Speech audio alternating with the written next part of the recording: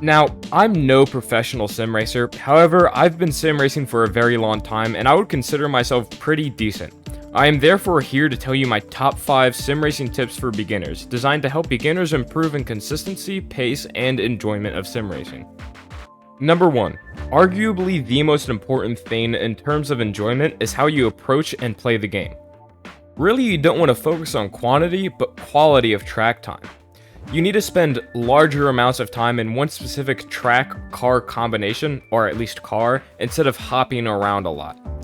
Generally, this will help you have a lot more fun because you're developing and really putting your skills to the test by really pushing the limit of a specific car and track combo. If you just jump around all the time, then you cannot spend the time to develop and get closer to the limit. This will also help you to improve your pace because it allows you to understand the limit of the car better. You'll also look faster on leaderboards and in multiplayer races and such, even though you're not. It's just that you're putting more time into that specific car track combo. So generally, whenever you're starting out, just pick a couple of car track combos that you'll really want to focus on and go from there. And then once you start learning all of those, pick a couple more that you really want to develop your time on, and the ones that you like from before, you can still use those a lot, but generally you'll want to develop as well. Number 2, don't focus too much on what game is most realistic. Remember, it's okay to find out what simulator feels right to you, just make sure it's not sacrificing your enjoyment. I remember whenever I was a beginner, I would waste way too much time looking up and researching and trying to figure out which game felt the best whenever it comes to realism. But the thing is, I was sacrificing all of that for my enjoyment. Just recently, for example, I deleted rFactor 2, my favorite simulator whenever it comes to physics. It was taking up space in my PC and I was playing it way too much even though I didn't really enjoy it, just because I thought it was more realistic.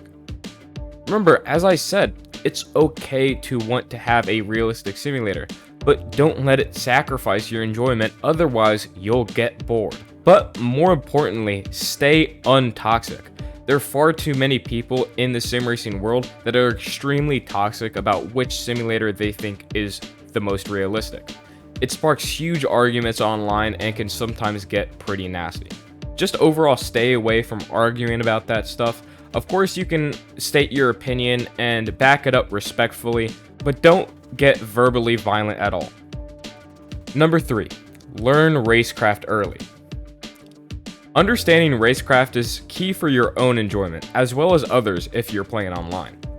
If you don't understand racecraft, you'll end up crashing into other people and thinking that it's their fault instead of yours. That'll upset both you and the other player. Also, not understanding racecraft correctly will just make it easier for you to make online mistakes against other players and AI.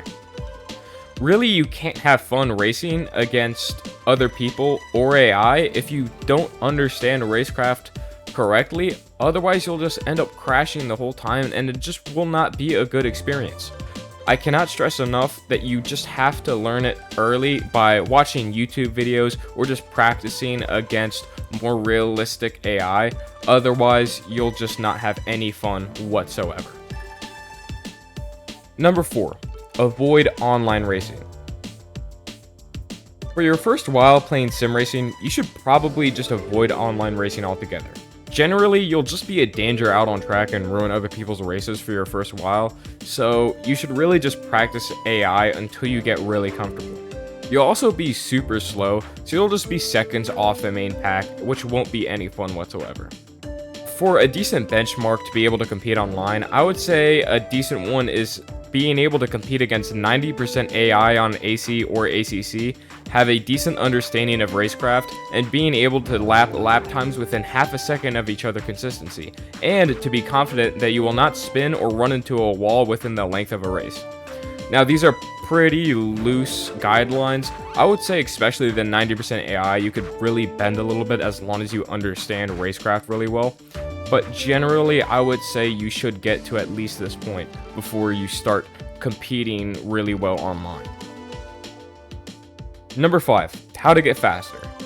Now, getting faster is not necessarily the most important thing in the world. However, especially for a beginner, it is completely necessary that you understand at least the basics of racing, and eventually you will of course want to up your pace if you want to get more competitive. This is where I can recommend Driver61's Driver University playlist on YouTube.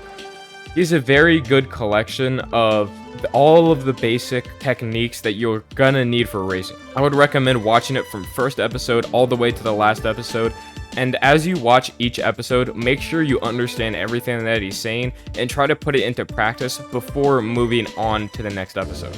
At the end, he will introduce you to Driver61's Driver Universities, which is basically just an online course for sim racing. Now, I personally have not tried it yet, however, I have heard very good reviews, so if you have the cash, I would recommend it if it's something that you're interested in. That being said, I really hope all of you beginner sim racers have great fun in this fantastic hobby. It certainly has quite the learning curve, and starting out can be overwhelming, and I hope I helped you with this video. If you enjoyed the video, make sure to like and or subscribe, and if you would like to support the channel further, check out the links in the description. I'll see you guys on the track. Peace.